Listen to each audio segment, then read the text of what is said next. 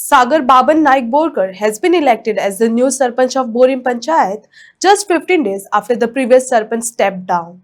The election brings fresh leadership to the Panchayat as it moves ahead with pending administrative work. आमचे सगळ्यांचे एक मत आशिल्लें ते कारणान आयज हांव सगळ्यां भितर आमकां जे कशें वांटून दिल्लें ते प्रमाणे आयज हांव सरपंच पदाचेर पंच म्हणून आशिल्लो बेतकी वार्डाचो तो आयज हांव सरपंच पदाचेर आयज निवडून येयल्लो आसा.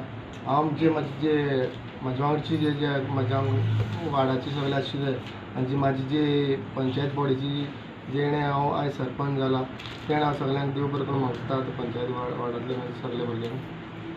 आणि मुखार जे विकास कामा दृश्टीच्यान तूं कितें पळयता? मुखार म्हळ्यार आमचे मेन म्हळ्यार आमचो जो टॅक्साचो जो इशू आशिल्लो तो मातसो आमचो सॉल्व जाल्लो आसा आनी तसोच आतां आमचो एक गार्बेजीचो एक मोठो इशू आहा तो आमी बेगींतल्या बेगीन आमी सॉल्व करतले अशें हांव आशा बाळगितां.